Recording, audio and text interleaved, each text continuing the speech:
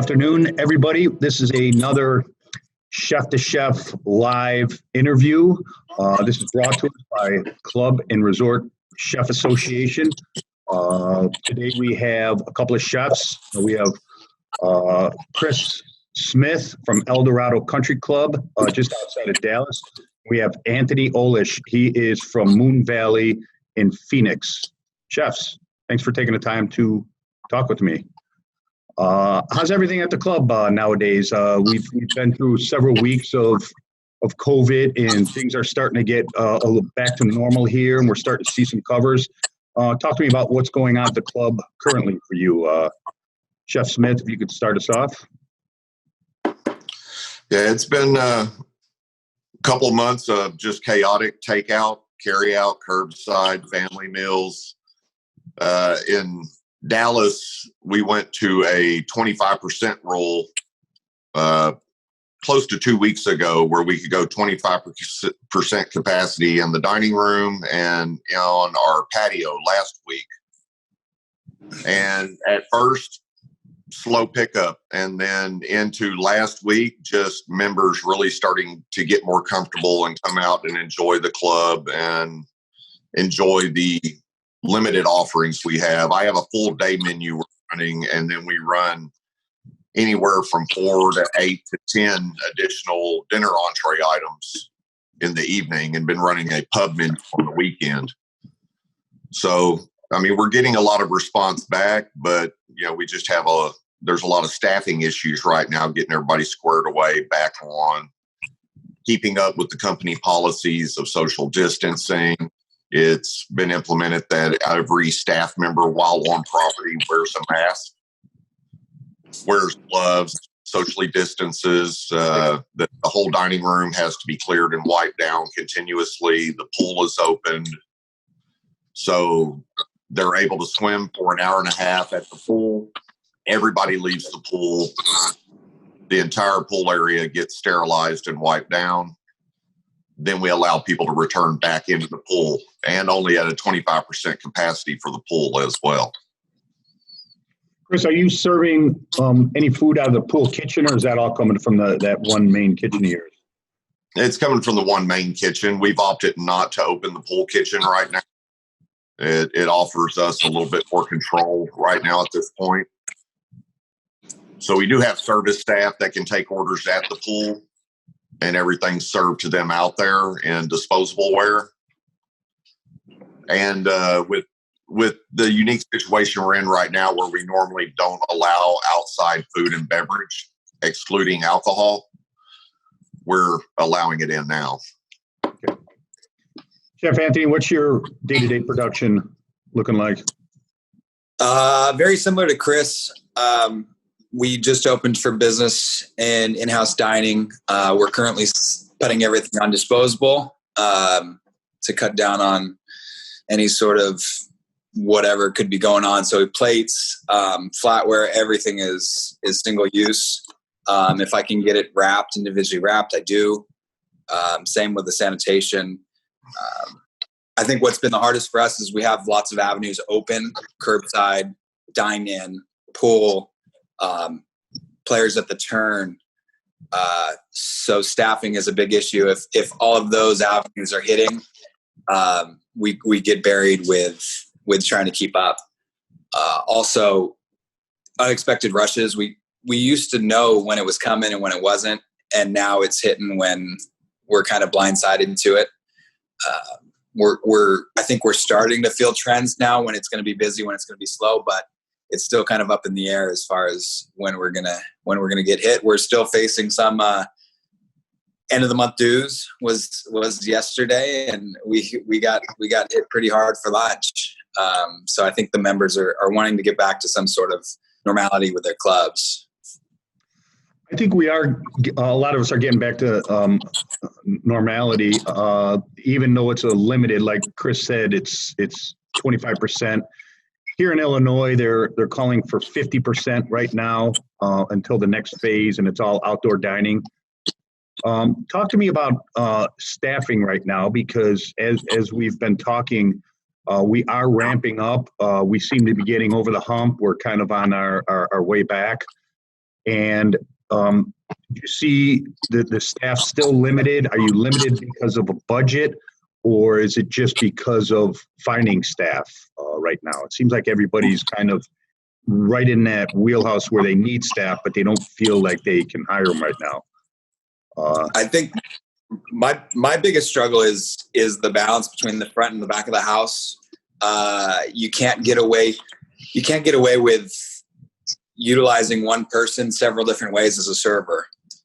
For a cook, you can do several different things. So the back of the house seems a bit more stretched out. And since that budget is usually combined, I feel like we're lopsided a little bit. We could use a bit more hands in the kitchen, but I see the stress on the front of the house as well. And with the avenues being open, I mean, some of them are running curbside, some of them are doing the in-house dining. And it's unfortunate that we have to split it up that way, kind of a 70-30 cut, but I could definitely use help in the back as well. Are you allowed to hire right now? Is the budget there? Are the revenues there? The revenues aren't there yet. And like I said, the unfortunate part is the food and beverage combines the front and the back of the house together. So on that price point and that percentage, we're not there yet. Hopefully in time we can, or maybe we start cross-utilizing, say you have a busser or a server that is willing to throw on an apron and jump in the back of the house and cook, start doing pooled tips or looking at it from a different angle than what we're used to, Let me know how that works out. I never thought I'd be saying that, but man, if I can stick somebody on the fryer or save me some steps. Making sandwiches or something. Right. Chef Chris, talk to me about your staff right now, your needs or where you're at. Well, I mean, we're struggling to get our good servers back in, the tenured ones. Like I said, they're trying to get childcare squared away. Everybody's trying to get themselves back where they can get back. So what we have is a lot of new hires right now we're trying to train. We're still doing curbside to go and family packs and all the stuff we were doing when we were shut down for in-house dining. What's helping us greatly on that with being limited staff is through the quarantine, our club accountant, the event coordinator, member relations director, tennis pro, general manager, everyone has been running the curbside to go. Most days the GM and the accountant are the main ones manning the phones to take all the curbside to go and pickups that go out the front of the club. They get the orders to us with the time frame they need to be prepared in, and they expedite them out to the front of the club, because where we're at, our kitchen is dead center in the club. There's no easy access point with no one being able to come in the club at that point. So they helped a lot with that. In the kitchen, it's just being thankful that I was able to bring a cook back on, along with my sous chef, who's been there 18 years. He's pretty solid. Good. Like Anthony was saying, though, with those weird flows, we used to be able to plan on when we were going to get popped, and there's kind of that even flow throughout your work week. No, it's coming out the blue. Anyway, I mean, we had our lunch rush yesterday. Then at 3:00 in the afternoon, it was like lunchtime all over again. And then at closing, 5 minutes to close, you got 40 golfers come up. They're all ordering to goes. When the revenue dollars get back and we have enough people to facilitate the front of the house and us to go to the 50% that Dallas is allowing us to go to, then we'll be able to bring on a couple more cooks. We're all facing different things in this environment, new things. A lot of the clubs around here, because we're limited to that 50%, really adhere to a pretty strict reservation policy. And what that meant was you had to be in your seat at your reserve time. They gave you an hour and a half because they're trying to turn tables just because of the layout of everything. So moving forward, it seems like a good footprint for how it can work in the future, instead of, like you guys said, all of a sudden just getting slammed at one time, maybe just for dinner. These are some of the things that are coming out of, having to adjust in this period. what are some of the things at both of your clubs that you feel as you're going through right now might have staying power and might help you when we're 100% past all this? Is it reservations? Is it a limited menu? What are some of the things that you think are going to stay? Hopefully, Chef Anthony. Yeah, probably. Unfortunately, running a lot leaner than we're used to. I mean, yeah, we have 2 bodies covering 5 stations. You know, you're calling things to yourself where you're usually calling them to somebody else. The meal kits, the family meal kits, have been good revenue and a stress relief. I mean, it takes a bit of work to get them prepped and get them going. But once you prep them for the week or the 3 or 4 days that you're running them, they pretty much sell themselves. So those are kind of a hands-off good revenue once you get them all squared away. But I think more than anything right now, I think the suits and ties are going to see how good people can utilize and set the lineup to where they only need 2 or 3 guys doing, 80 to 120 covers probably a night. I know when I revamped the menu for this, I literally stand in a 4x4 foot box for 4 hours and don't move. I mean, everything is within arm's reach on this new menu because I know it's just me and another guy. Yeah. So really thinking about how to set up a line has helped me big time. There's no room for error there, No. If you have a problem getting to work or something, or God forbid you nip a finger or something like that and need to go get stitches. What's your backup? Don't cut yourself. That's the answer. Chef Chris, sorry, Anthony. I haven't focused on prioritizing time and like to-do list harder than I have in these times. I mean, yesterday was end of the month inventory.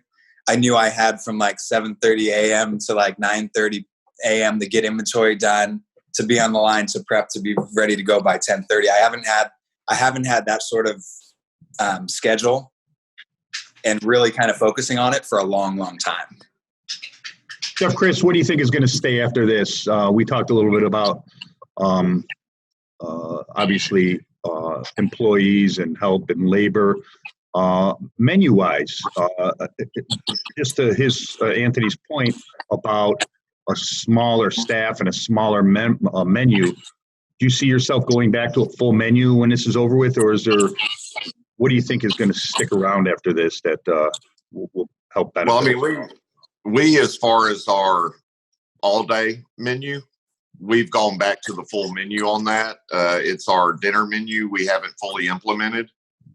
But we're running a ton of specials, the family pack meals, the curbside pickup. I don't see that going away, especially seeing that with us, with CBIGG, the decision was made we're not having any outside events the rest of the year. And right now, not rebooking any for next year. We're only taking member events. And the thought behind that is we like at Eldorado, we host so many outside events, so many cultural events. We don't know, there's people coming from around the world. This is a health and safety issue for our staff and for our members. So the company's decision is for us just to focus on the members. We'll hold member events if one of them's going to have a wedding or they're going to have a birthday party, rehearsal dinner, etc. But outside events will not be allowed in. So that's a huge hit in our revenue. That affects my margin across the board. So embracing the family pack meals, we've been doing like chicken parm kits and stuff where they can take home, King Ranch chicken casserole, they can take home and bake and then serve. We can prep them, freeze them, sell them for the week. I don't see that going away. We've been doing Taco Tuesday kits since it started every Tuesday, and we sell 20 to 30 of them every Tuesday. Each kit feeds 6 to 8 people. We get it knocked out, And then it gives us a chance to start kind of setting and making our plan for the next couple of days while those kits sell themselves. Everybody's talking kits. Everybody has the kits now, and it seems to be working. And maybe that is something that stays. Maybe there's a kit a week for every club that stays for the week. It might be a barbecue kit. It might be a taco or a fajita kit, something simple. I think you're right. I think that's going to stay. Sticking with the menu, have there been shortages? Have there been price spikes that have kept you away from products in Dallas and in obviously Phoenix, a couple different areas? Talk to me about what's happening with the market and how you're adjusting your menu to that. Well, I mean, the deal with our dinner menu and us trying to implement right now something that's more standardized is the lack of product. I mean, every order I place, I'm getting bumped on burgers, ketchup packs. It could be ground beef. This past couple of weeks, trying to get fillets and ribeyes have more than doubled in price. Yeah. And it's not a guarantee they have it in stock. So really trying to be thrifty with my shopping and plan ahead on that, as to me being able to run steaks for dinner, different seafood options, going to primal loins. So when we butcher them down, we can get more utilization. I can get extra dishes out of one loin versus just getting the center cut steaks. It's the produce end. The produce end I haven't had much trouble with. No, okay. Chef Anthony, how's Phoenix looking as far as product availability? Yeah, it's a struggle. I use 3 different vendors. It takes me at least twice as long to do an order because I submit an order and then I get the kickback on I don't have this, or I'm running 5x6 tomatoes for $60 a case, which I just can't pull myself to do, you know. So then I just start shopping around from purveyor to purveyor, whether the price is too high or they don't have the product.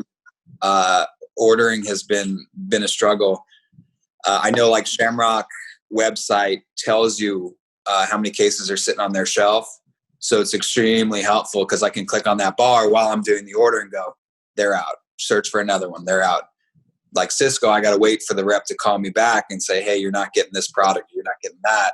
With Shamrock, I can do, while I'm sitting there, I can rummage through what they actually have.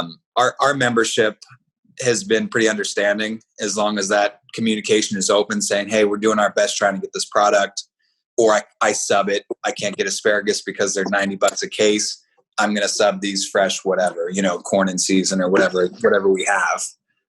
And as long as that communication is there, they've been really understanding with it. What are both of you chefs paying for Pismos right now? Would you guess? I don't have it anywhere on the menu. I mean, I would assume it'd be high teens, probably. Yeah. Okay. I think the Pismo I was getting 3 weeks ago was at $10.40 a pound, and it's at $19.80 a pound now. Oh my gosh! Wow.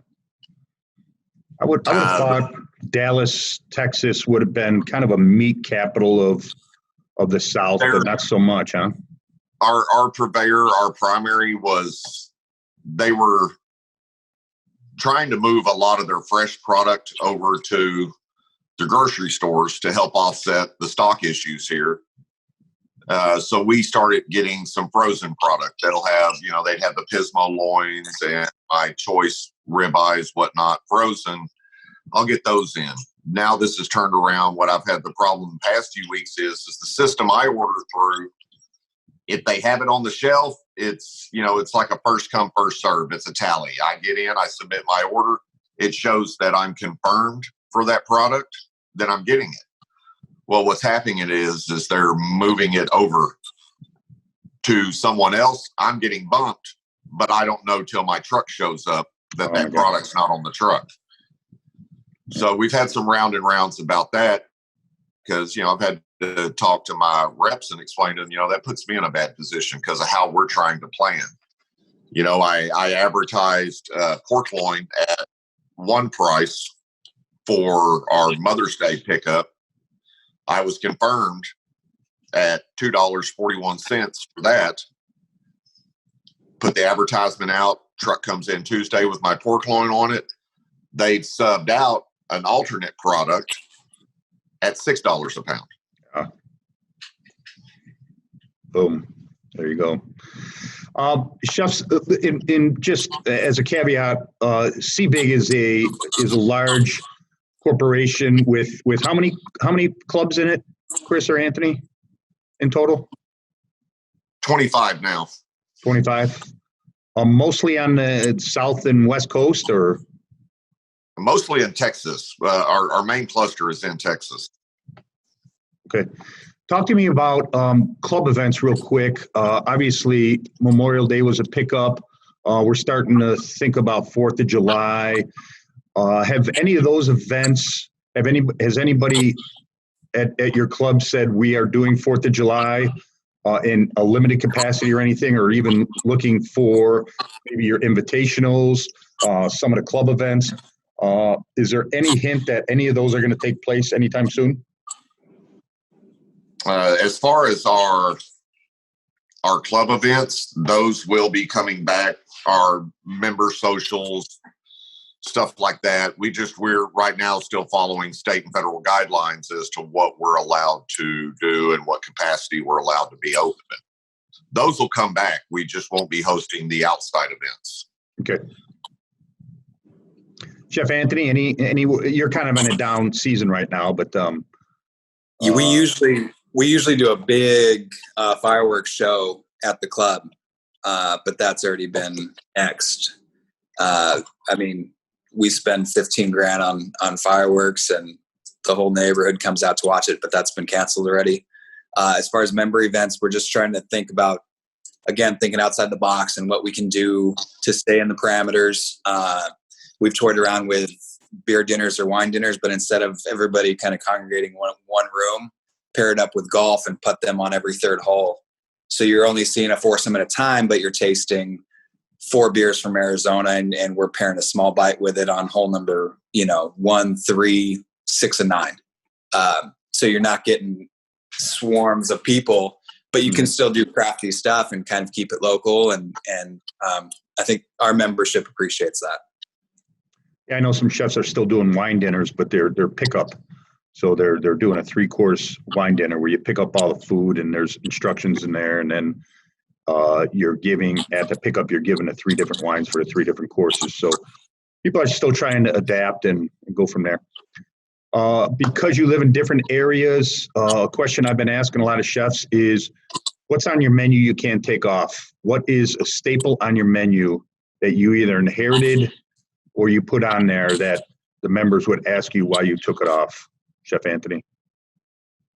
Well, one of them isn't really a regional deal, but our prime ribs we can't get away from. And like you were saying, with the price point jumping up and down, and we're used to paying $9-10 a pound for a ribeye. Last week I paid in 13s, $13.25. So my food cost on that went to 52%, but I can't get rid of it. It's ingrained in prime rib Saturday. So you just kind of take it on the chin and running at 50% and move on. You're not passing that cost on? You're kind of eating it? We're absolutely eating it. Yep. Yeah. We're a private club, and the members are patient with us. So we're not gonna wring them out too much, And then as far as the regular menu, since I've been in clubs, I've really focused on kind of rotating the menu quick enough for the membership not to get attached to anything. I'll pull 3 or 4 items off once a month and they forget it's even on there, and then we'll bring them back with specials or whatnot. But I feel constantly changing it kind of keeps everybody on their toes, It's good philosophy. Chef Chris? Yeah, that's pretty much about the same way we roll. Steaks are our staple. That's my problem with the beef prices. We have to have a steak running. I can alternate tons of seafood and hundreds of different items in and out, and the members love the variety. But when they want a steak, they want a steak. You keep a strip on? You keep a ribeye? What do you keep on? Filet is our staple, and then we alternate in between ribeyes and strips. Okay. Well, chefs, thank you very much for your time. We're just out of time right now, but I think we're obviously getting over the hump here. I think we can start looking a little forward. Hopefully, the staff comes back for everybody, and there's some normalcy around the bend. And good luck in the coming months. Okay. All right. Cheers. Thanks, Jeff.